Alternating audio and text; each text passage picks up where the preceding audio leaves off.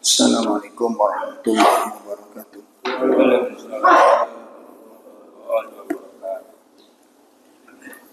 Alhamdulillah alladzi anzala al-Qur'an litukhrijan nas minadh dhulumati ilan nur wasyifaa lima fis sudur. Asyhadu an la ilaha illallah wahdahu la syarikalah wa asyhadu anna Muhammadan abduhu wa rasuluh. Ya ayyuhalladzina amanu taqullaha haqqa tuqatih wa la tamutunna illa wa antum muslimun. Ya ayyuhalladzina amanu taqullaha wal tandur nafsum ma qaddamat lighad wattaqullaha innallaha khabirun bima ta'malun. Allahumma salli wa sallim wa barik ala nabiyyina Muhammadin wa ala alihi wa ashabihi wa man tabi'ahum bi ihsanin ila yaumiddin, amma ba'd. Ikhwatul kiram, bapak-bapak, ibu-ibu, jamaah majelis taklim yang semoga dimuliakan Allah Subhanahu wa ta'ala. Alhamdulillah pada pagi ini kita bisa hadir bersama-sama, bisa melaksanakan salah satu di antara kewajiban yang Allah berikan kepada kita. Mudah-mudahan segala bentuk ibadah yang kita lakukan, segala bentuk aktivitas yang telah kita kerjakan, semoga tercatat sebagai bentuk amal soleh kita di sisi Allah Subhanahu wa ta'ala.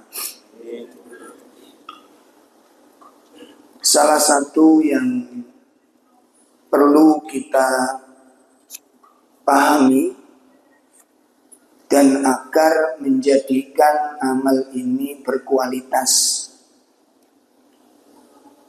maka ibadah atau segala hal yang kaitannya dengan aktivitas harian kita itu hendaknya dibangun di atas 3 pilar.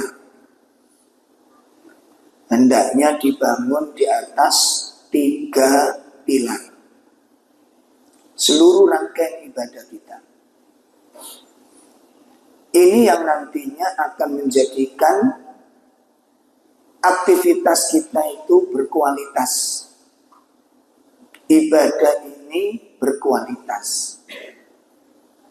Karena yang diinginkan oleh Allah Ta'ala, yang diinginkan oleh Allah Ta'ala bukan sekedar kita sholat, bukan sekedar kita baca Quran, bukan sekedar kita ngaji. Makanya kita tidak boleh menggunakan kata-kata pokoknya aku kan wis sholat, pokoknya aku kan wis ngaji, pokoknya aku kan wis puasa.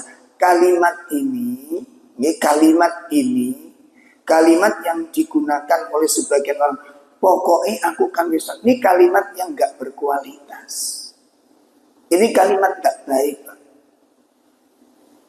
Ya, itu jenenge kalau orang Jawa bilang itu angger namanya. Napa angger? Salah-salah. Maka tidak boleh seorang muslim mengucapkan kalimat itu di atas nama ibadah, itu tidak boleh. Kenapa? Ini kalimat jelek ini. Bapak mau nerima enggak? Ibu mau nerima enggak? Kalau anaknya sekolah, terus nilainya jeblok, enggak naik kelas, terus jenengan marah, terus dia jawab, sing penting anakku sekolah. Jenengan terima buatan kalimat ini? Dalam? Enggak terima. Atau orang jualan ngedoli sakarepe dhewe. Terus jenengan bilang, ya apa sih sampean dodol itu? Sing penting kan tak doli. Gitu. Sampean terima nggak kalimat ini? Kalimat ini nggak layak diucapkan. Ojo digunakno. Gitu loh. Itu namanya kita nggak peduli dengan nasib amal ini. Harus berkualitas. Karena yang diharapkan Allah itu ayyukum ahsanu amala. Amal yang berkualitas. Gak angger gitu. Guru privat kita panggil ke rumah kita untuk merifati anak kita, merifati cucu kita. Soal salah dijarnya. Terus saya bilang, kok sampean biarkan, sing penting kan tak dampingi. Ini kalimat apa? Jangan digunakan untuk atas nama ibadah. Kalimat-kalimat ini kalimat buruk, kalimat tidak baik diucapkan oleh seorang muslim. Ya. Maka 3 pilar ini harus menjadi dasar sehingga nanti disitulah seseorang itu bisa merasakan lazzatul ibadah, lezatnya ibadah. Apa 3 pilar itu? Yang pertama adalah al-mahabbah, didasari karena dorongan cinta. Ini yang pertama. Harus didasari dengan dorongan mahabbah, cinta. Cintai amal itu. Nah ini mungkin yang selama ini hilang dari hati kita. Ya, kita sholat kok enggak merasa nikmat, baca Quran kok enggak nikmat, zikir kok enggak nikmat, ngaji kok enggak nikmat. Mungkin kita belum mencintai amal itu. Ya, belum mencintai amal itu. Itu yang pertama, pilar yang pertama. Saya sampaikan global saja ya. Yang kedua apa? Yang kedua harus dibangun di atas dasar rojak. Rojak niku napa? Harapan. Kudu ana sing diincer, kalau bahasa gampangnya begitu. Kudu ana sing diincer. Baca Quran kudu ana sing diharapkan. Kalau ini ada, berkualitas nanti amal itu. Kuat amal itu. Karena ada yang diinginkan. Maka disitulah para ulama mengatakan, di antara Syekh Al-Utsaimin, ubudullah hajatan lillah. Ya, sembahlah Allah, beribadahlah kalian kepada Allah hajat, sebagai orang yang butuh. Ya, beribadahlah kalian kepada Allah sebagai orang yang butuh. Orang yang datang menemui seseorang sebagai orang yang butuh dengan orang yang tidak butuh, itu beda. Coba kalau kita bertamu sebagai orang butuh dan bertamu sedang tidak butuh, itu beda nggak rasanya? Dalam apalagi kalau kita butuh utang, gitu. Lebih kuat lagi, ono sing didolei soalnya. Itu. Nah mungkin ini salah satunya kenapa kita kok hampa. Ibadah terasa hampa, sujud terasa hampa, rukuk terasa hampa. Karena nggak ada sing didolei. Coba kalau kita ngincer sesuatu. Coba kalau kita berharap sesuatu. Contoh apa? Terampuninya dosa-dosa kita. Ya, kita ingin dosa-dosa kita diampuni oleh Allah dengan sujud kita, dengan rukuk kita. Nah, ini kan saya pernah bilang, ini bahasa guyonan saya ya, bahasa guyonan saya. Ibu-ibu itu kalau masak untuk lomba, masak untuk lomba tingkat kabupaten, dengan masak untuk suami, masak untuk lomba dengan masak untuk suami. Sama apa enggak? Oh, itu. Bagus mana?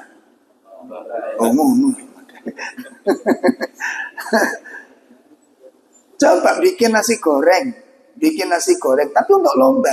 Dengan nasi goreng untuk gorengkan suami. Beda apa enggak? Beda. Bagus mana, Bu? Sedap mana, Bu? Terus KKP ini, KKP. Tidak mungkin. Kenapa? Ada yang diincer. Sederhana saja, sederhana saja. Kamusnya itu sederhana.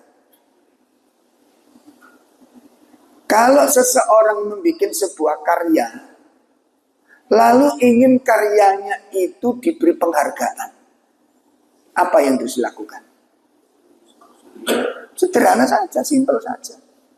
Orang kalau bikin sebuah karya dan ingin karyanya itu diberi penghargaan, apa yang akan dia lakukan? Coba, aku ingin karyaku ini dikasih penghargaan. Aku ingin mendapatkan nilai. Gitu.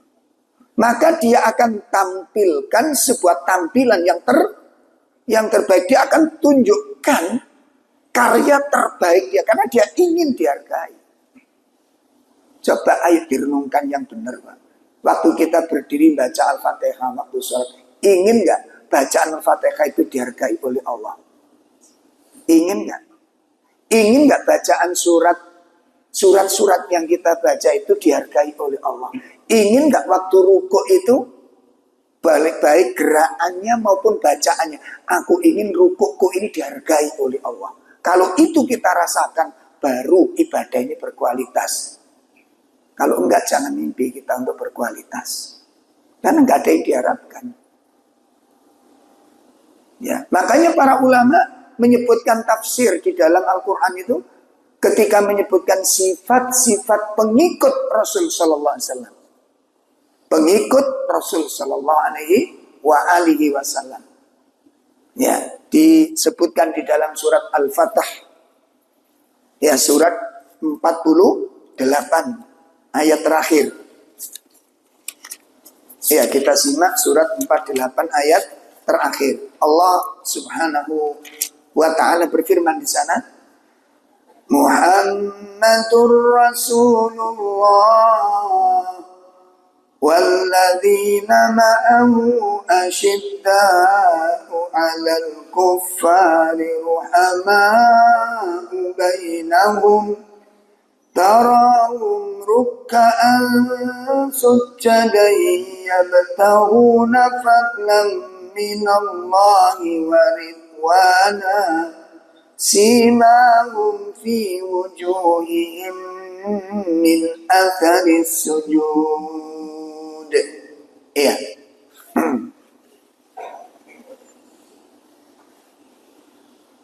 Muhammad adalah utusan Allah dan orang-orang yang bersama dengan dia bersikap keras terhadap orang-orang kafir, tetapi berkasih sayang bersama mereka. Kamu melihat mereka rukuk dan sujud mencari karunia Allah dan keridhaannya. Pada wajah mereka tampak tanda-tanda bekas sujud. Cukup. Allah sebutkan di sini, ya, tarohum rukkaan sujatan. Ini bukan sekedar rukuk. Kalau hurufnya ditulis ada sidahnya, itu menunjukkan mereka sangat serius di dalam rukuk dan mereka sangat serius di dalam sujudnya. Kenapa? Yabtahun. Mereka mencari. Di dalam rukuknya itu mereka mencari. Dalam rukuknya mereka mencari. Dalam sujudnya mereka mencari. Apa yang mereka cari? Fadlan minallah wa ridwana. Mereka mencari karunia Allah dan mencari keridhaan Allah melalui sujud dan rukuk. Makanya rukuk dan sujudnya berkualitas. Dia sangat berharap untuk mendapatkan karunia Allah itu. Dia sangat berharap untuk mendapatkan keridhaan Allah melalui sujud dan rukuk mereka. Makanya mereka sangat berharap. Itu menjadikan berkualitas. Itu. Begitu juga Nabi SAW menyebutkan, Man soma Ramadanan imanan wahtisaban. Ono sing diincer. Barang siapa yang berpuasa imanan karena dorongan iman, wahtisaban karena dorongan ihtisab, ada yang diharapkan dengan puasa itu. Maka berbeda kualitasnya. Karena di dalam waktu mengerjakan itu, beban yang ada itu terasa nikmat. Beban yang ada itu terasa Karena ada yang diinginkan dalam perbuatan. Saya teringat ketika akan umroh Ramadan, ketika akan berangkat umroh Ramadan itu ada jamaah itu kakek-kakek sudah sepuh, Pak. Sudah 70 tahun. Nah itu pas manasik itu 2 hari sebelum berangkat itu kita manasik, mau pulang itu datang menemui saya. Mengeluh, beliau itu mengeluh. Ustaz, lek di Indonesia iki panasi koyok ngene. Wis keringet koyok ngene. Ku mendano ning Budi Saudi. Dek kini panasnya koyok ngene, dek kono koyok ngono kok awak dhewe iki kuat ta. Saya sampaikan, wong durung berangkat wis buku sambatan wis jasa budal ngono. Wong durung tutuk kono wis durung ngelakoni wis menderita dulu wis jasa budal. Lho gak ngono Ustaz, enak Ustaz sik enom lah wis tuwek. Nah, enom sik kuat aja lah saya sudah tua ini Ustaz. Akhirnya saya bilang gini loh Mbak, duduk, mau duduk. Nah kita ajak duduk, ini kita ajak ngobrol. Sejak ngobrol itu ada sebuah hadis yang disebutkan oleh Nabi SAW. Kalau ada orang muslim kena penyakit demam, jangan kamu cela demam itu. La tashubbul humah. Jangan kamu mencela demam. Kenapa? Karena demam itu fa innal humma yadhabu ad-dunub wal khataya. Demam panas yang menimpa pada badanmu itu bisa menghilangkan dosa, bisa menghilangkan kesalahan-kesalahanmu. Kama yadhabul kir habdul hadid, seperti pandai besi membakar karat-karat besi. Jadi panasnya dunia itu kalau kita rasakan dan kemudian kita harapkan itu bisa membakar dosa-dosa seperti apa? Pandai besi membakar karat-karat besi gitu. Jadi dengan panas ini Mbak, nanti kita harapkan dosa-dosa yang kita itu dirontokkan oleh Allah dengan panas. Dan disebutkan oleh Nabi, itu nanti menghilangkan panasnya di akhirat. Akhirnya Mbak Niki nyeletuk, loh niku sakit Ustaznya, belum bisa. Dengan catatan kita berharap. Makanya nanti kalau waktu panas, kita berharap ya Allah jadikan panas ini merontokkan dosa-dosa saya dan menjadikan panasnya di akhirat nanti dirubah menjadi sejuk dan dingin. Ngoten. Nggih pun siap, ngoten langsung berangkat. Begitu sampai di sana niku jam 11 siang. Saya keluar dari maktab, beliau keluar dari maktab. Ya, 11 siang nih. Saya tanya, "Loh, Mbah, badhe tembung di tawaf." Jam 11 siang. Sama istrinya niku digandeng. Mboten panas ya. Ini panas nanti kan enak habis asar. Jawabin apa? Ngobong dosa. Coba bayangin itu. Ayo, nurut panjenengan, sekilas kemawon. Waktu Mbak ini merasa panas waktu tawaf, menderita apa mboten? Menderita apa mboten? Kenapa? Di dalam hatinya apa yang dipikirkan? Iku sing garing ngentengno beban kuwi. Kenapa kula sampean gampang sambatan? Pegel titik sambat, gerak titik sambatan pegel. Urip yo pegel kabeh jenenge wong urip ini. Wong temu-temu ayo pegel. Apa maneh napa? Bergerak. Maka harapkan sesuatu, cari sesuatu. Jangan diem. Itu nanti yang akan menjadikan aktivitas itu memiliki apa? Kualitas di hadapan Allah Ta'ala.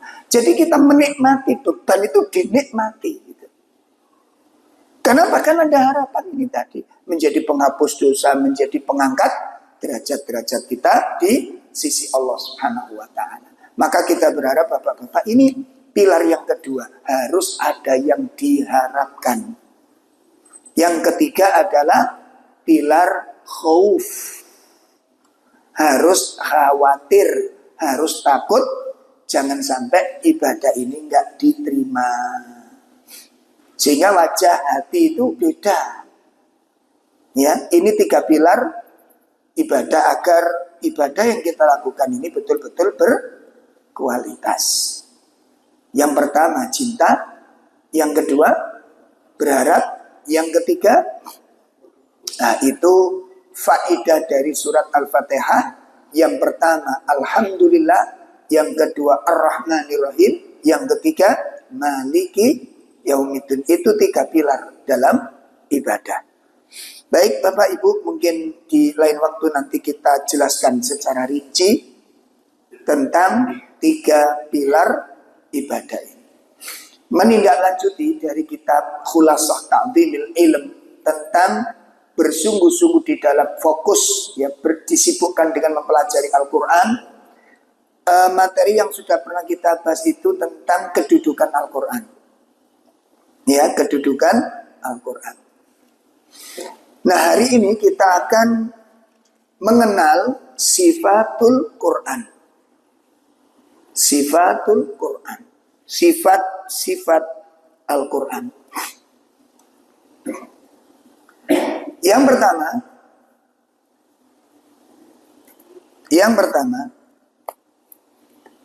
bahwa Al-Quran ini merupakan salah satu sifat Al-Quran, bahwa Al-Quran merupakan tariqah ar-rasyid, jalan yang lurus, as-sirat al-mustaqim. Itu sifat Al-Quran. Ya, sifatnya Al-Quran itu merupakan, dia adalah kitab yang merupakan jalan yang lurus, di mana kita minta setiap hari itu kurang lebih 17 kali kita mohon kepada Allah, ihdinas siratal mustaqim. Ya Allah, tunjukkan kepadaku jalan yang lurus itu. Tunjukkan kepadaku jalan yang lurus. Jadi kalau kita ingin mendapatkan terkabulnya doa di dalam surat Al-Fatihah, ya Allah tunjukkan kepadaku jalan yang lurus, maka seorang yang minta kepada jalan yang lurus itu adalah wajib, tidak bisa tidak, wajib untuk ittiba Al-Quran. Wajib untuk mengikuti Al-Quran. Kenapa? Karena Al-Quran itu merupakan jalan yang lurus. Nah, di dalam Al-Quran sendiri, yang dimaksud siratul mustaqim itu meliputi 4 perkara. Masuk dalam kategori siratul mustaqim. Apa sih jalan yang lurus itu? Ya, mari kita simak dalam kacamata Al-Quran. Ya, kita simak dengan kacamata Al-Quran. Apa saja yang dimaksud jalan yang lurus itu? Yang pertama, termasuk siratul mustaqim itu adalah dinul Islam, agama Islam. Itu yang pertama, dinul Islam.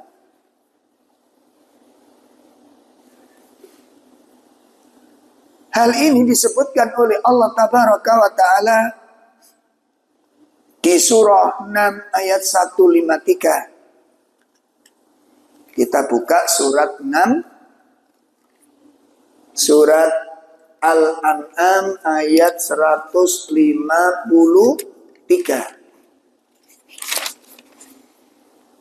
A'udzu billahi minasy syaithanir rajim. Wa anna hadza sirati mustaqiman fattabi'u ولا تتبعوا السبل فتفرق بكم عن سبيله ذلكم وصاكم به لعلكم تتقون.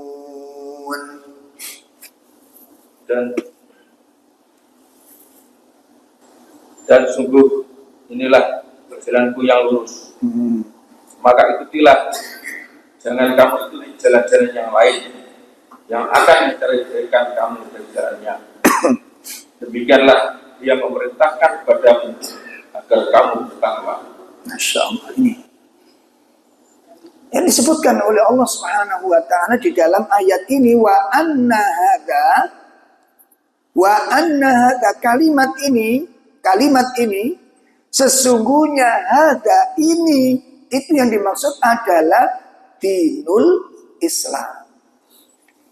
Sebagaimana riwayat sahabat Ibnu Abbas radhiyallahu anhu, berkata sahabat Ibnu Abbas radhiyallahu anhu, qala Jibril li Muhammadin sallallahu alaihi wasallam, telah berkata malaikat Jibril kepada Nabi Muhammad sallallahu alaihi wasallam. Telah berkata malaikat Jibril kepada Nabi sallallahu alaihi wasallam, "Qul ya Muhammad," katakan hai Muhammad, ucapkan hai Muhammad, ihdinas siratal mustaqim. Jadi kalimat ini perintah dari malaikat Jibril kepada Nabi. Hai Muhammad, ucapkan, berdoalah kamu kepada Allah. Alhimna at-tariqul huda. Tunjukkan kepadaku ya Allah, kepada jalan yang lurus. Yang dimaksud dinullahilladzi la iwajajulah, yaitu agama Allah, la iwajaj, yang mana jalan Allah ini, agama Allah itu tidak bengkok. Itu yang kemudian disebutkan di dalam surat Al-An'am ayat berapa tadi? 150 disebutkan wa anna hadza, dan sesungguhnya ini maknanya dinul Islam siratal mustaqim, itu adalah jalanku yang lurus. Oleh karena itu fattabi'u, maka ikuti Islam ini dan jangan mengikuti yang lain. Pun ini makna siratal mustaqim, arti jalan yang lurus yang pertama. Sing dimaksud jalan yang lurus itu adalah dinul Islam. Itu yang pertama. Yang kedua, termasuk dikatakan siratal mustaqim, jalan yang lurus itu adalah Al-Quran. Yang kedua apa? Al-Quran. Ini satu paket, Pak. Penjelasan siratal mustaqim yang pertama tadi, Islam, itu nggak bisa dipisah dengan siratal mustaqim yang kedua. Apa yang kedua tadi? Al-Quran. Quran itu jalan yang lurus. Disebutkan oleh Allah Tabaraka wa Ta'ala di surah 17 ayat 9. Iya, surat 17 ayat 9. Inna hadzal Qur'an yahdi lillati hiya aqwam. Iya.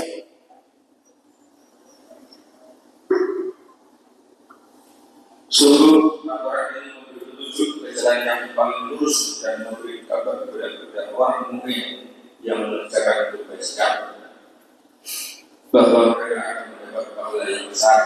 Masya Allah.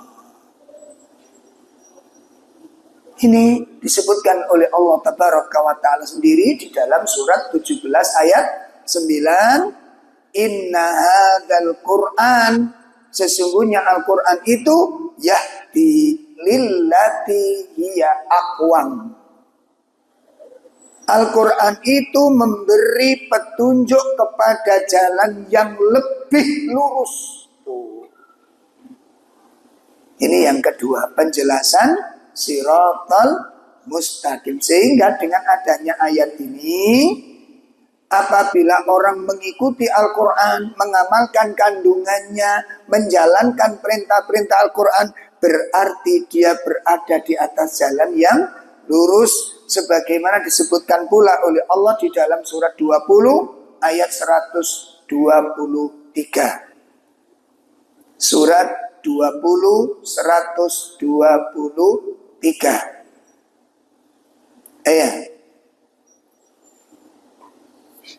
Sudah ketemu? Iya.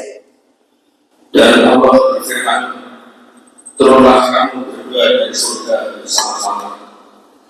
Sebagian kamu menjadi musuh bagi sebagian yang lain. Jika datang pada petunjuk dariku, maka ketahuilah, barang siapa yang mengikuti petunjukku, dia tidak akan sesat dan tidak akan celaka. Nah, jelaskan sampun. Ya. Ketika Allah berfirman kepada Nabi Adam, "Qulna bitu, qala bitu minha jami'ah." Turun kalian di surga ini. Nanti kalau sudah kamu berada di tempat yang baru itu, fa inna ya'tiyannakum minni huda. Apabila datang kepada kalian petunjuk dariku. Nah, petunjuk dari Allah niku napa? Enggak ada lain kecuali Al-Qur'an. Apabila datang petunjuk kepadamu, itu petunjuk dariku, apabila kamu mengikuti, disebutkan famanittaba'a, maka barang siapa yang mengikuti petunjuk tersebut, ya, maka fa inna lahu ma'isatan barang siapa yang mengikuti petunjuk, fala yadhillu wa la yasqa, dia tidak akan tersesat dan dia tidak akan celaka. Apa pengertiannya? Tidak tersesat berarti apa? Dia tidak tersesat. Pengertiannya apa? Lurus dia. Walayasko, dan dia tidak celaka. Maknanya selamat dia. Ini jaminan dari Allah bagi orang-orang yang mengikuti Al-Quran. Inilah potret gambaran sifat Al-Quran merupakan jalan yang lurus. Itu yang kedua. Pengertian Shiratal Mustaqim yang ketiga. Pengertian, penjelasan, definisi Shiratal Mustaqim yang ketiga. Termasuk jalan yang lurus itu adalah apa yang dibawa oleh Nabi Sallallahu Alaihi Wasallam. Maja'a bihi an-nabiyyu Sallallahu Alaihi Wasallam. Syariat yang dibawa oleh Nabi, aturan yang diajarkan oleh Nabi, min sunnatihi, dari sunnah-sunnahnya, itulah jalan yang lurus. Jadi menawi panjenengan kali kalau kepingin mengikuti jejak yang lurus, jalan yang lurus, tingkah laku yang lurus, ikuti. Empun menyelisihi. Matan, jangan menyelisihi beliau Sallallahu Alaihi Wasallam. Cara makan, cara minum, cara tidur, cara berpakaian, cara beribadah. Kita sudah mengakui semua loh. Ya, mungkin mazhab kita beda. Tidak masalah mazhab beda itu. Persoalannya adalah apakah cara ibadah yang kita lakoni, cara ibadah yang kita pilih itu datang dari Nabi atau bukan? Itu persoalannya. Adapun perbedaan-perbedaan tidak ada masalah. Dalam masalah fikih itu sampun biasa. Ya, sakitipun paham ini ya. Jadi perbedaan dalam bidang fikih itu sudah dimaklumi. Dengan catatan tetap kamu berada di atas petunjuk yang dibawa oleh Nabi SAW. Adapun perbedaan cara pelaksanaannya nggak jadi soal. Kalau sudah masuk dunia fikih niku kudu siap terjadi perbedaan pendapat. Masuk dunia fikih 99% niku khilaf. 99% fikih itu terjadi perbedaan. Itu boten heran. Dengan catatan perbedaan-perbedaan tetap berpegang di atas sunnah. Contoh, sakniki wudu. Cara wudu niku beda napa mboten? Cara wudu. Ada terjadi perbedaan mboten? Dari mulai jumlah membasuh muka, ada yang 1 kali, 2 kali, 3 kali, beda-beda. Tidak masalah. Dengan catatan tetap berada di atas ono sing dialog dasare sing kena dipertanggungjawabkan. Batalnya wudu, beda pendapat apa enggak? Dalam beda. Ada teman saya dulu masih turu lengger sampai geledak ngorok, ini tangis langsung sholat.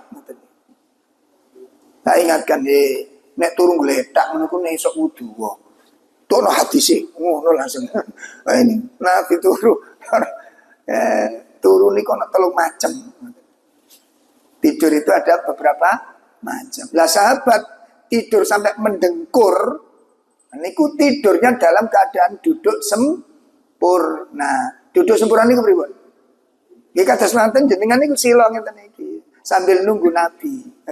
Turu niku sampai doyong ke kanan, doyong ke kiri, ngorok barang ngoten niku.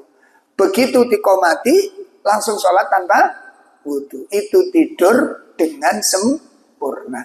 Adapun hadis mengatakan tidur itu bisa mengurai buhul 2 tali ikatan mata dengan ikatan dubur. Itu ketika tidur dalam keadaan berbaring. Ngaten. Loh kok bisa diartikan begitu? Iya. Jenengan kalau duduk sempurna begini, itu kalau mau buang angin, niku angel, kudu miring titik, Pak. Lho nggih mboten? Coba sampean lungguh sempurna ngapunten nggih, ngapunten ya. Ngeten. Sampean kudu ngentut, duduk sempurna begini. Saged mboten? Mboten saged. Carane metu piye? Lah ya miring titik. Begitu kita miring dikit keluar sudah, begitu. Tapi kalau duduk sempurna itu tidak bisa. Tapi kalau tidur terbaring, pripun? Wah, siaran langsung, Pak. Sampeyan turu gak sadar lah, sing melek sing nemu. Sing melek sing ro, sing turu mboten. Makanya kadang-kadang suami istri ngamuk-ngamuk ngaten niku. Ya Allah, Dik, kon mari mangan dadah ngopo kuwi ya? Buadek men sopo cari metenteng cari gak ngenten. Oh, dia turu aja lengger dadah. Oh, itu fakta-fakta di lapangan. Jadi kalau masalah fikih itu khilaf itu nggak masalah, Pak. Pun biasa. Takbir, angkat tangan, ada yang sejajar dengan telinga, sejajar dengan pundak, sejajar dengan dada, itu ada khilafiyah, enggak masalah. Sing penting ada dasar yang bisa dipertanggungjawabkan. Lah nek sendakep sing ngeten iki kok ngapunten nggih, tidak bermaksud menjelek-jelekan mboten. Sing ngeten Allah. Lah iki ditolek amin iki mboten ono niki, ngoten. Wis sampeyan golek nggo ndi ora para pedhot niki. Sing ngeten ya Allah. Lah ono sing ngeten iki. Nah, itu saya tanya, ada teman saya ngeten kali. Allah, ngeten. Lho, ngapunten Mas, jenengan kok puter-puter napa? Niki sunah Rasul, malah sunah Rasul. Lah sunah Rasulnya di mana? Sunah Rasulnya itu menggeserkan tangan kanan terlebih dahulu ke perut. Karena sunah Nabi itu mendahulukan yang kanan. Gak selalu ngono pengertian. Lah nek sampean selalu kanan, takbirnya sampean tangan kanan bisa apa tangan kiri? Atau takbir ini bareng toh? Nah, tadi nggak bisa diterjemahkan begitu. Lah nek kanan dhisik ya lucu sampean. Allah. Terus nek rokok piye? Ngeten. Lho piye terusan? Ndak harus begitu. Cuci muka waktu wudu. Kanan dulu napa kiri dulu? Apa bareng? Hah? Bareng, nggak mungkin jenengan bismillah. Ayo, mungkin nggak? Boten berarti nggak di situ tempatnya. Gitu loh. Yang mendahulukan kanan itu pakai baju, pakai celana, pakai sandal. Maten. Adapun cuci muka, takbir, ya sendakem nggak ada istilah-istilah seperti itu, nggak dipakai. Paham ya? Nah, di situ itu dijelaskan. Coba dicari dalam fikih nggak ketemu nih, nggak ada memang. Jadi mboten usah. Gitu. Adapun sendakep itu ada yang tangan bertemu dengan telapak tangan. Ono sing pergelangan dengan pergelangan. Silakan. Ada khilaf di situ. Bon ya. Jadi khilafiyah perbedaan pendapat dalam konteks fikih selama ada dasar yang bisa dipertanggungjawabkan itu tidak ada Mas. Karena masuk fikih itu semuanya. Ngoten. Mencoba wong wedok mawon iki batal apa orang wis rame kok. Ya suami istri, aku mari batal, aku mari wudu. Lah suami istri ora apa-apa. Nabi mencium istrinya. Ya, ketika sholat niku Nabi malah diguduk Aisyah niku sikile didelujur ning gone tempate sujud ngoten niku. Sikile Aisyah niku dekek sujudin Nabi, dicekel oleh Nabi diinggirno. Kumarno Nabi duduk sikile balik maneh ngoten niku. Ya meneh dipraktekno karo sing wedok cek mesrang seweret. Ya Allah, lu mikir dipegang gitu loh. Dipegang nggak batal. Maka di situ ada namanya thariqatul jam'i. Thariqatul jam'i ini Pak, kalau dalam dunia fikih, niku mengumpulkan beberapa pendapat diambil jalan tengah. Sama dengan yang tidur tadi itu kentut apa ndak, akhirnya mengambil jalan tengah. Kalau tidurnya itu sambil duduk, maka tidur itu tidak membatalkan wudu. Tapi kalau tidurnya niku berbaring lebih selamat jenengan wudu, sebab nek tidur berbaring niku anjene otomatis ngewes balik-balik yo gak ero ngoten. Iku fakta di lapangan begitu. Nah begitu juga memegang wanita. Megang wanita niku ada hadis mutlak batal, ada yang mutlak tidak batal. Ada mutlak batal, ada hadisnya. Nah, itu benturan akhirnya. Maka diambil jalan tengah. Lah Nabi itu kenapa kok mencium istrinya enggak? Nabi itu kuat syahwatnya. Sehingga di situ diambil thariqatul jam'i. Kalau jenengan mau sholat mencium istri ono setrumnya. Berarti ono setrumnya. Nah, maka upayakan untuk itu. Tapi kalau mencium biasa saja, nggak ada setrumnya, nggak merasakan apa-apa, ya mungkin kabel itu beda tapi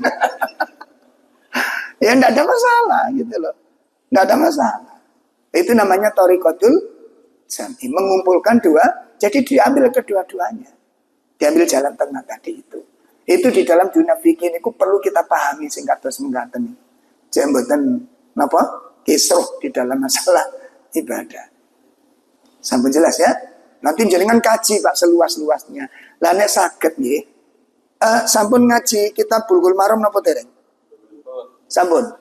Damel sarah napa? Wah, itu sing repot. Nek ngaji Bulughul Maram mboten damel sarah niku mentah. Mentah. Karena niku matang saja itu. Lah syarahnya itu ada namanya Taudhihul Ahkam. Nah kitab asli ini mangke kandele sak menten sebanyak 3 kitab. Niku syarahnya Bulughul Maram. Nek Bulughul Maram kan tipis sak menten. Nah, sak menten iki kitab Bulughul Maram. Kandele sak menten. Syarahnya sak menten. Itu namanya Taudhihul Ahkam. Ada kitab yang lebih luas lagi syarahnya namanya Subulus Salam. Sak menten kandele. Niku syarahnya kitab. Dadi Bulughul Maram niku kok diterangaken wonten ngene kitab Subulus Salam. Jeroane Bulughul Maram ya Subulus Salam itu. Jeroane, ngerti jeroane? Tunggale Quran iki sak menten Quran iki begitu ditafsirno Ibnu Katsir berapa? 10 jilid niku sing terjemahan. Jenengan sing ngerti sing At-Tabari berapa? 24 jilid. Dadi sak menten tafsir ini. Iki sak menten iki lho. Dadi sak menten. Kenapa? Jeroane. Nek ngaji terjemahan itu dorong tafsir. Terjemah itu bukan tafsir. Itu makna bahasa. Paham nih? Jadi kalau ngaji tafsir kudu ono dasari tafsir apa? Ojo gawe tafsir mimpi.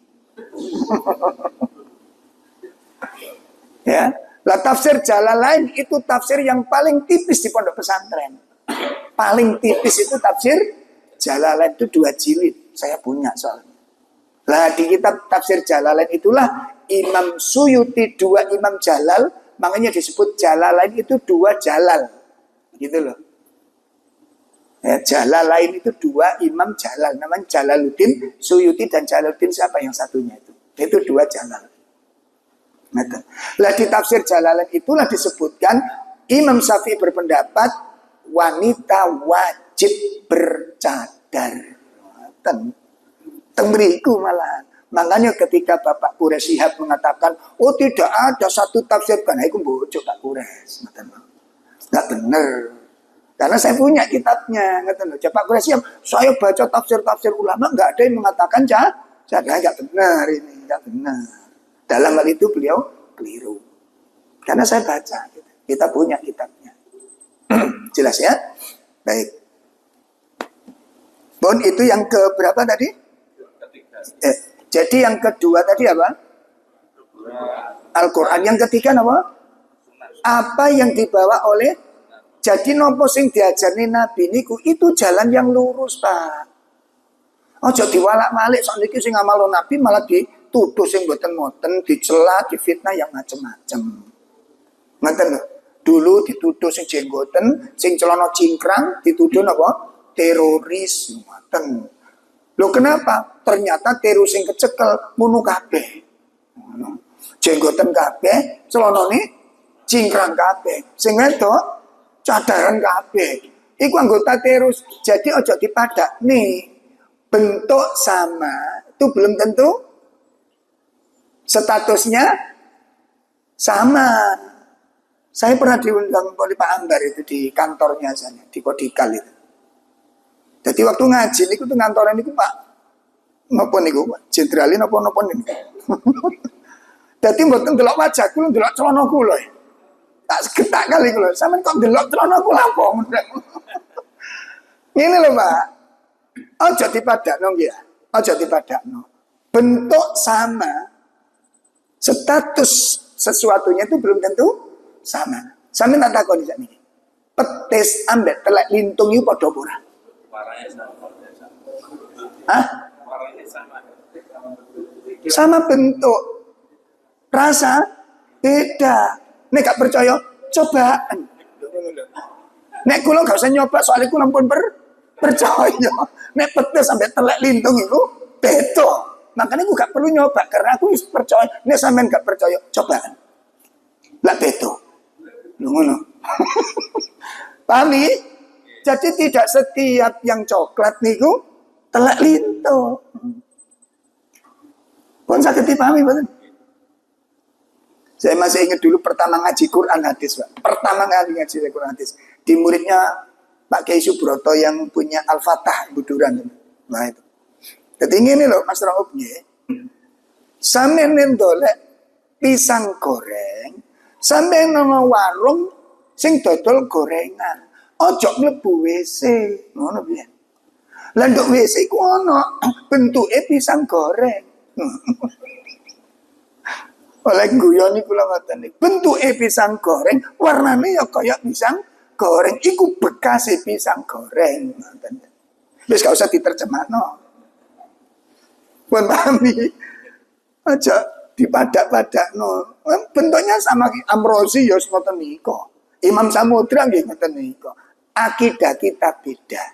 Pemahaman kita beda, fikih kita beda. Keyakinan kita beda.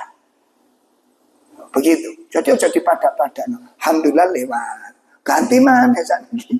Sing jilbaban, sing kudungan, sing napa niku dituduh sing aneh-aneh. Sing Wahabi lah, sing macam-macam. Malah sing celana cingkrang-cingkrang duwe lah. Sakjane ngeten lho, Pak. Sing perlu dibahas itu yang menutup mata kaki. Sing dipersoalkan itu yang mana? Masalah celana itu loh, masalah kain yang dipakai entah sarung, entah jubah, entah celana. Sing dipersoalkan yang mana? Yang menutup atau yang di atas?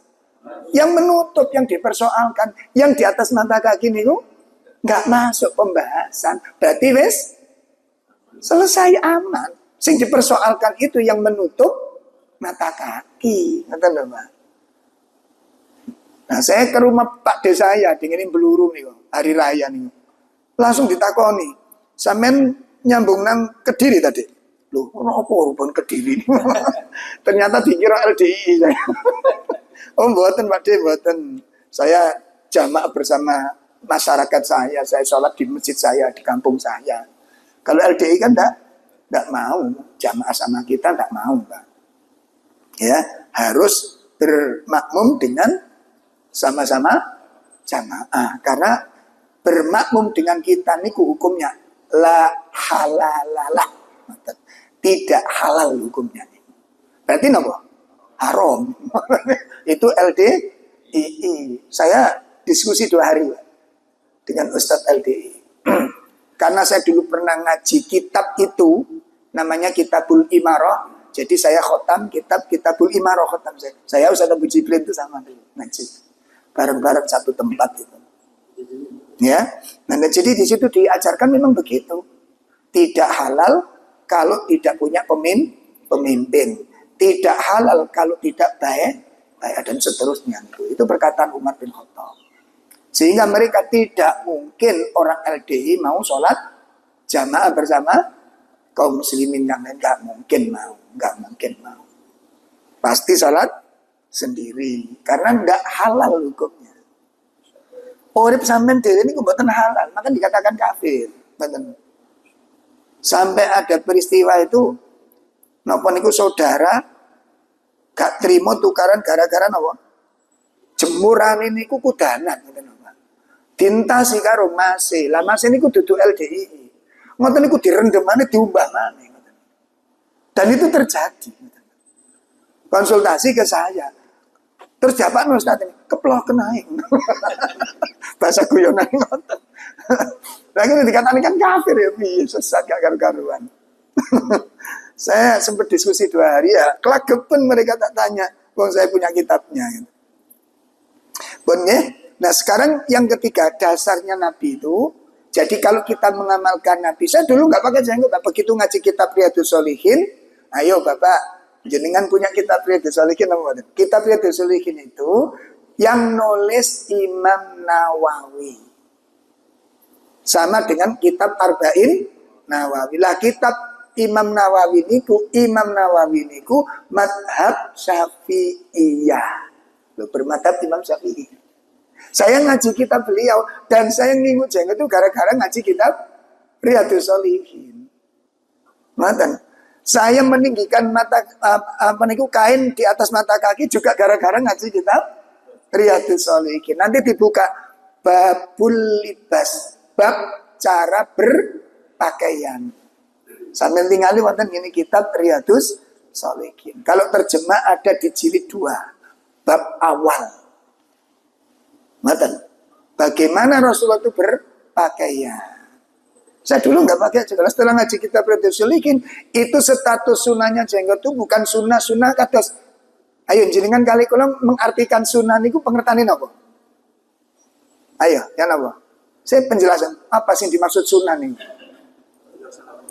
Nek diamalkan oleh pahala. Nek gak diamalno pun. Sampeyan delok hadis bab sunat, bab khitan. Khitan masuk kalimat apa?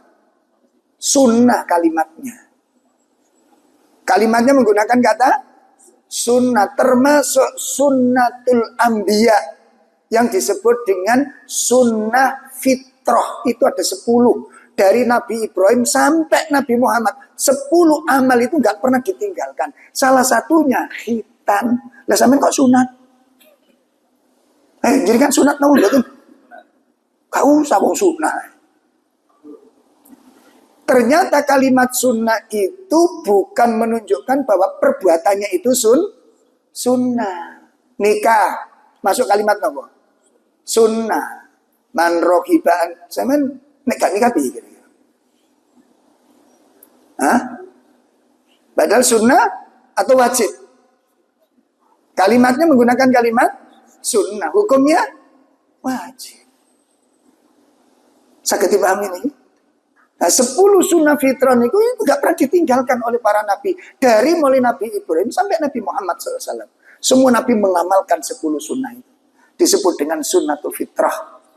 Sunnah-sunnah tentang kesucian atau sunnatul anbiya, sunnahnya para nabi. Dari nabi ke nabi tidak pernah ditinggalkan. Ngaten, ini ada 10 macam. Termasuk niki ngetok kuku, motong kumis, rambut, jenggot, nyabuti bulu, ketiak dan seterusnya niko. Engko masuk khitan niku masuk. Ngaten. Pun saniki monggo ditingali surat Yasin.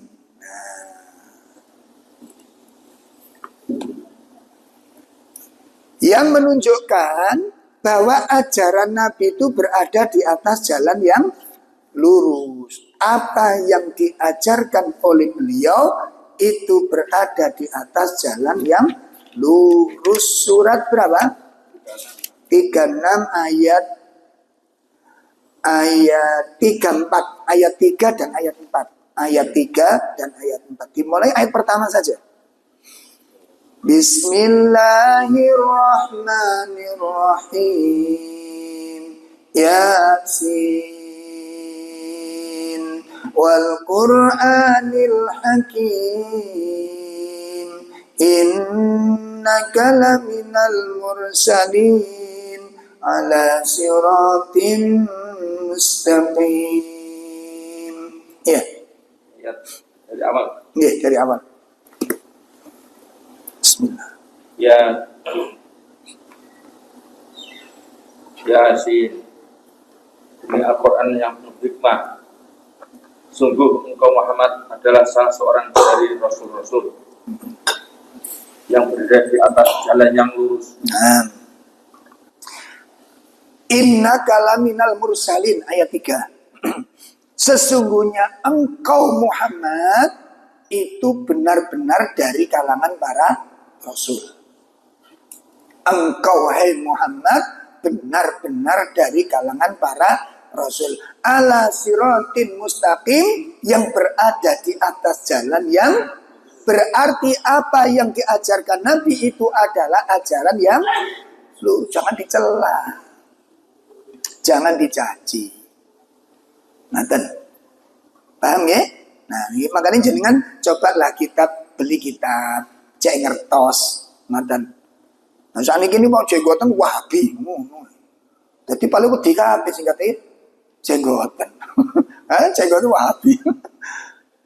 Pun katanya nggak ada hubungannya dengan itu sunnah Nabi. Siapapun yang ingin mengajarkan sunnah, jalankan. Ya. Sampun, itu yang ketiga. Yang terakhir, yang keempat, termasuk Siratul Mustaqim, itu adalah as-suluk al-ashabun Nabi sallallahu alaihi wasallam. Jalan yang ditempuh oleh para sahabat Nabi sallallahu alaihi wasallam. Jalan yang ditempuh oleh para sahabat Nabi sallallahu alaihi wasallam. Cara memahami. Kalau ulangi meleh, cara memahami. Ya, tafsir Al-Quran dan tafsir sunnah. Cara memahami tafsir-tafsir Al-Quran dan tafsir-tafsir pada sunnah itu mengikuti cara pemahamannya para sahabat. Jadi kalau kita mengikuti jejak mereka, yaitu jejaknya para sahabat, maka kita berada di atas jalan yang lurus. Kita buka surat At-Taubah.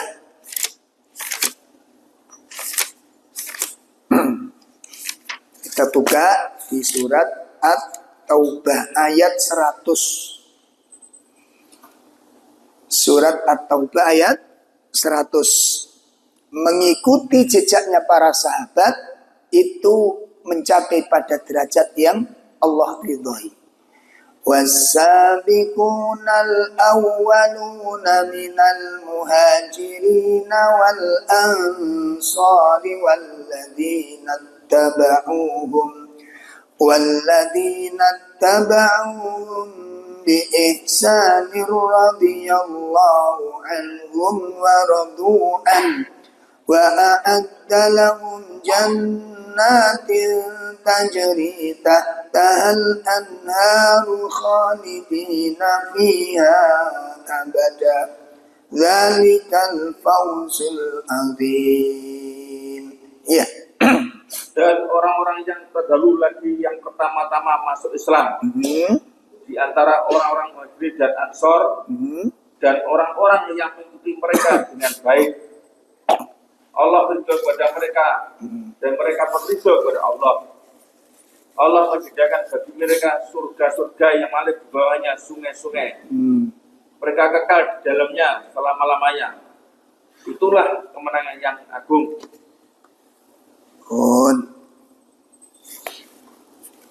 Ya, di surah 9 ayat berapa tadi?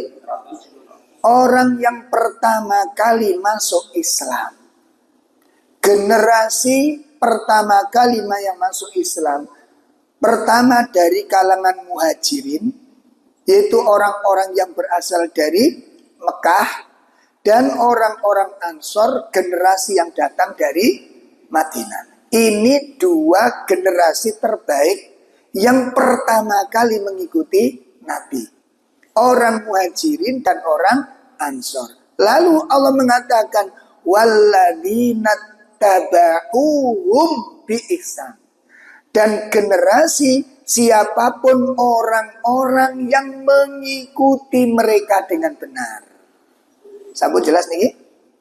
Orang-orang yang mengikuti mereka. Mereka tadi yang dimaksud siapa? Para sahabat. Orang-orang yang mengikuti cara berpikirnya para sahabat, cara beribadahnya para sahabat. Saya ulangi, cara beribadahnya para sahabat, mereka dijamin oleh Allah apa? Radhiyallahu anhum wa radu'an. Allah ridho kepada mereka. Kalimat Allah ridho kepada mereka ini menunjukkan bahwa berislamnya benar. Cara ibadahnya benar. Sebab kalau tidak benar Allah ridho apa betul? Nggak mungkin ridho. Nah, timbul persoalan. Loh Ustaz, kenapa kok kita mengikuti jejak para sahabat? Kok nggak mengikuti Nabi langsung? Perhatikan dengan baik, Pak. Hadis atau Al-Quran yang menyatakan apabila nanti terjadi perbedaan pendapat di dalam urusan agama, sebagaimana surat An-Nisa, fa in tanaza'tum fi syai'. Kalau kamu terjadi perbedaan pendapat, farudduhu ilallah war rasul. Kembalikan kepada Allah, kembalikan kepada Rasul. Perhatikan di sini. Kembalikan kepada Allah, kembalikan kepada Rasul. Berarti konsekuensi ini apa? Kembali kepada Allah maknanya ke Al-Quran, delopening Quran. Nek Quran ada, selesai sudah. Yang kedua, kembalikan kepada Rasul. Maksudnya hadis-hadis Nabi. Didelok nih hadis, ternyata kok ada, selesai. Persoalan yang muncul.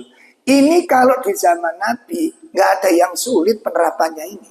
Makanya begitu sahabat terjadi konflik, datang kepada Nabi. Nabi bacakan Quran, Nabi jelaskan di atas sunnah, selesai sudah. Persoalan yang muncul adalah ketika Nabi sudah meninggal. Lalu terjadi perbedaan pendapat dalam menafsirkan Al-Quran. Sakitipun paham ini? Jadi perbedaan pendapat tembundi dalam menafsirkan Al-Quran. Iki digawa nanti. Menolak. Kalau berbeda secara global, kembali pada Quran. Oke, kita Quran. Oh, Qurannya selesai. Nah, sekarang persoalannya itu berbedanya di tafsir Quran ini, Pak. Ngerti loh? Akhirnya muncul tafsir sakarepe dhewe. Sampeyan ngerti yang ditulis oleh Imam Samudra itu. Kenapa mereka melakukan pengeboman di mana-mana? Firman Allah dalam surat Al-Baqarah. Ayo kita buka. Engko diamalno bareng-bareng. Ayo. Surat Al-Baqarah ayat 191. Itu yang sempat saya baca di bukunya. Oh, ayat pantesan. Maka di mana-mana dia bikin kacauan. Karena ada ayatnya nih, ada ayatnya. Waqtuluhum haitsu taqibtumuhum wa akhrijuhum min haitsu akhrajukum. Apa kata mereka? Kata Allah, dan bunuhlah mereka. Siapa yang dimaksud? Orang kafir. Ayo Pak Is, dibaca. Dan bunuhlah mereka di mana kamu temui mereka. Cukup. Perintahin apa? Dan bunuhlah. Membunuh siapa? Kapan? Praktek yuk.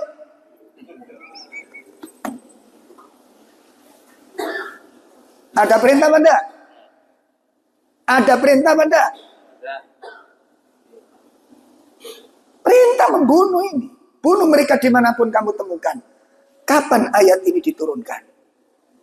Satu. Yang kedua, orang kafir yang mana? Pertanyaannya, Abu Thalib, paman Nabi SAW, Kafir apa muslim? Kok nggak dibunuh oleh Nabi?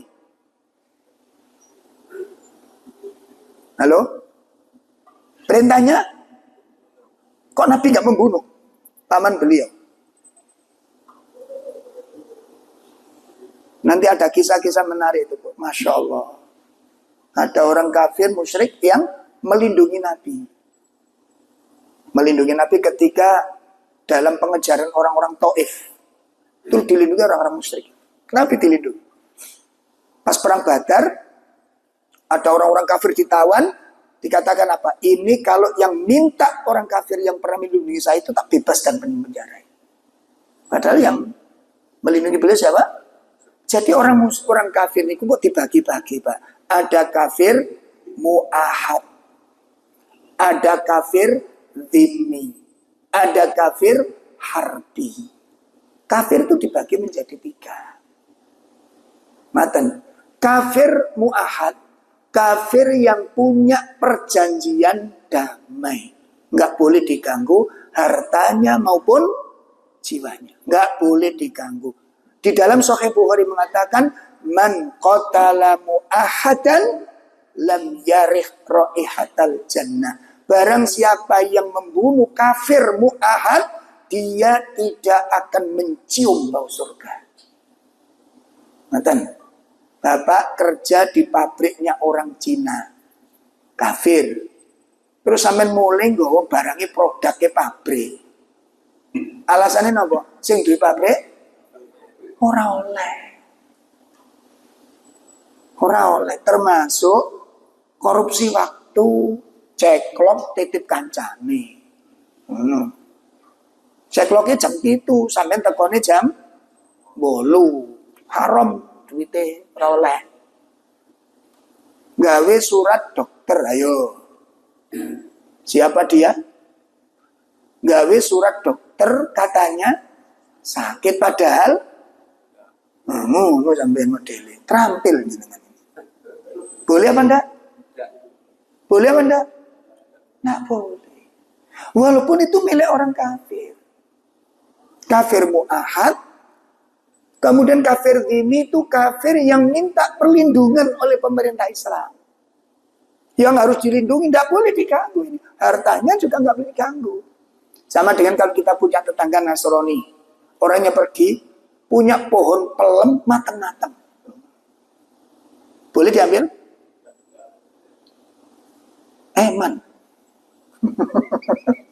Ayo, boleh diambil? Enggak boleh. Jadi kalau Anda kepingin ngambil, izin kepada yang punya. Kan ada perjanjian. Misalnya. Seperti kerja tadi, itu kerja di pabrik. Teman saya itu saking telatene, Pak. Jadi bendino niku gawa sepon. Sepon niku sak menten kandele niku. Tapi gawa telu, terus bendino oleh kasur telu. Jadi di kelompok akhirnya saya pas ke kos-kosannya itu, ini kok enak kasurmu ini. Anu kula beto sepon. Hah? Dibalik no. Nggak boleh, Mas. Oh, kafir ya, Mas. Jenengan dulu perjanjiannya gimana waktu masuk itu? Waktu masuk kerja pakai perjanjian, betul? Surat permohonan. Apa di situ yang ditulis? Hah? Nanti kalau Bapak terima di perusahaan Bapak, insya Allah akan saya ambil sponnya, gitu. Ya kalau diizinkan nggak apa-apa, gitu. Ini kan akan saya ikuti aturan, itu janji. Umat Islam harus megang janji walaupun dengan orang kafir. Tidak boleh sembarangan. Kaidah-kaidah sing kados mekaten niki Pak, perlu dikaji. Ngoten lho. Perlu dikaji. Jadi nggak sembarangan serta merta kita wong kafir musuh kita, nggak seperti itu kalimatnya. Saged dipahami niki? Nah, nanti bagi Anda yang unek-unek monggo disampaikan. Jadi cair-cair. Nah, ayatnya ngeten. Bunuhlah orang kafir. Wah, ini serem ini kalau dipraktekkan. Itu yang dipakai, yang sempat saya baca di bukunya. Makanya keliru dah karuan. Itu yang satu kesan. Yang kedua, ketika perang boleh nggak merusak tempat ibadah? Boleh apa enggak? Lagi masih dibom malah gereja. Apa benar? tempat-tempat wisata umum. Yang meninggal bukan cuma orang kafir saja, termasuk umat Islam. Ketika mereka ada ustadz teman saya, istilahnya membina di tempat-tempat teman-teman yang baru yang kena kasus teroris itu, ketika ditanya kok sampean bun itu ini jihad, oh nggih. Terus gimana kalau atas nama jihad, terus yang mati muslim itu gimana hukumnya yang meninggal itu? Ya dia syahid katanya. Oh syahid. Lah sampean yang bunuh, hukumnya apa? Yang mati syahid, oke, karena orang muslim lewat kena bom tadi. Yang mati kemudian syahid. Lanjut dengan yang membunuh itu hukumnya apa? Bingung, dia nggak bisa jawab. Nggak seperti itu. Jihad itu ada di dalam Islam, itu ada. Namun ada syariat. Nah, ini contoh satu poin saja, Pak. Ketika kita tafsir dengan tafsir serampangan, ya rusak akhirnya.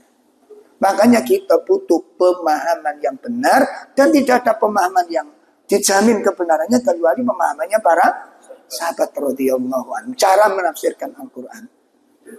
Pahami? Jangan dikira loh, ya. Saya punya santri tenggene tarik sana. Itu pun buatan sholat, Pak. Pun buatan sholat. Buatan puasa. Kalau puasa niku siang itu ngombe tegan puasa. Katanya sama nggak poso. Lo puasa. Kok ngombe tegan piye? Qala Rasulullah. Loh, maca hadis. Ayo, hadisnya sahih loh. Gak main-main hadisnya nih. Apa kata beliau? Qala Nabi sallallahu alaihi wasallam, telah bersabda Rasulullah SAW, innamas siyam laisa siyam minal akal wasyarab. Hakikat masuk di sini, Pak. Hakikat puasa, ayo hadisnya berbuat. Bukan tidak makan, bukan tidak minum. Innamas siyam minal lahwi warrafas. Meninggalkan sesuatu yang sia-sia dan perkataan-perkataan kotor. Itu hakikat puasa. Jadi kami ini sudah sampai hakikat. Wis gak poso tegan ngombe ini lah sampean syariat karena jenengan niku sik syariat makane posone gak mangan. Laku tutuk hakikat. Ayo. Sholat wis ndak pakai rukuk, pakai sujud sudah nggak pakai. Ada dalilnya? Ada. Sampeyan melok. Apa kata Allah? Aqimus shalah lidzikri. Apa perintahnya? Tegakkan sholat untuk mengingatku. Berarti tujuan inti sholat. Nah, definisinya sholat berarti ingat. Substansinya sholat berarti pun saiki kalau definisi inti tujuannya sholat itu adalah ingat. Bagaimana ketika jenengan rukuk nggak ingat, sedangkan aku nggak rukuk tapi ingat. Nek dulu ayat niki sing bener sing pundi? Hah? Nek nurut ayat niki sing bener sing pundi? Aqimus shalah lidzikri. Tegakkan sholat untuk. Nah, niku surat Toha ayat 14. Aqimus shalah lidzikri. Tegakkan sholat untuk, sehingga diartikan inti sari sholat itu ingat kepada Allah. Dan ditambah lagi surat Al-Ankabut, wala dzikrullahi akbar. Ingat kepada Allah itu justru yang paling besar di dalam sholat ini. Saiki monggo dipun renungaken. Sampeyan rukuk gak eling. Aku mangan lemper tapi eling. Milih sing ndi? Sesuai ayat. Milih sing ndi? Rukuk sampeyan eling bakso. Aku mangan bakso tapi eling Gusti Allah. Milih sing ndi?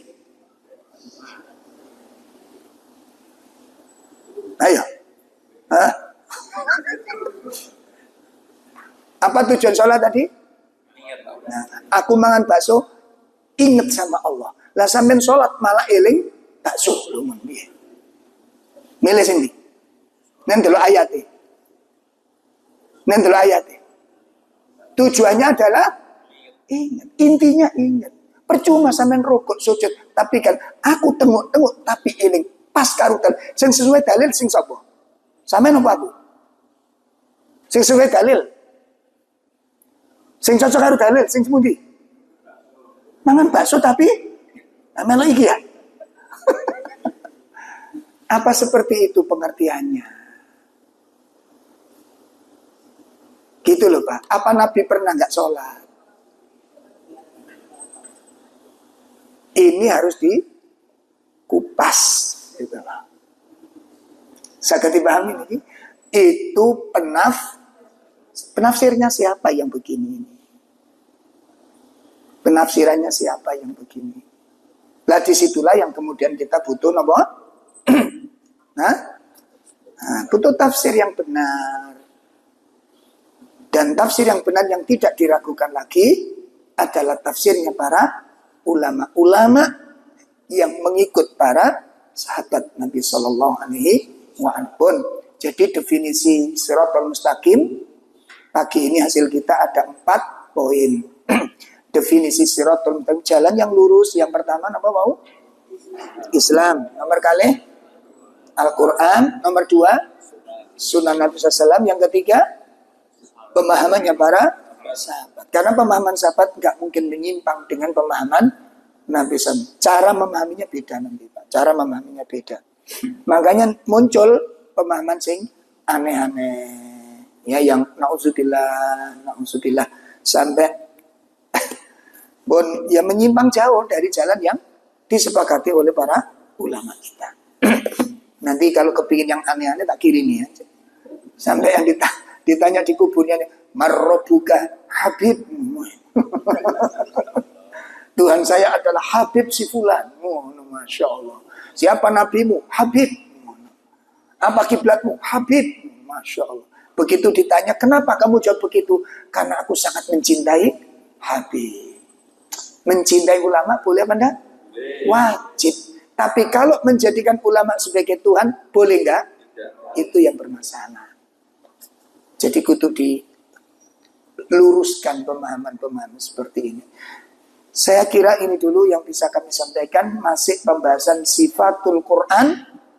Ya, besok kita akan kupas, jelaskan secara ringkas. Kalau Shiratal Mustaqim, kenapa kok jalan lurus katakan 1, kok di sini ada 4? Katanya jalan yang lurus itu cuma 1, kok di sini 4. 4 poin ini Pak, itu nggak bisa dipisah antara yang satu dengan misalnya Islam.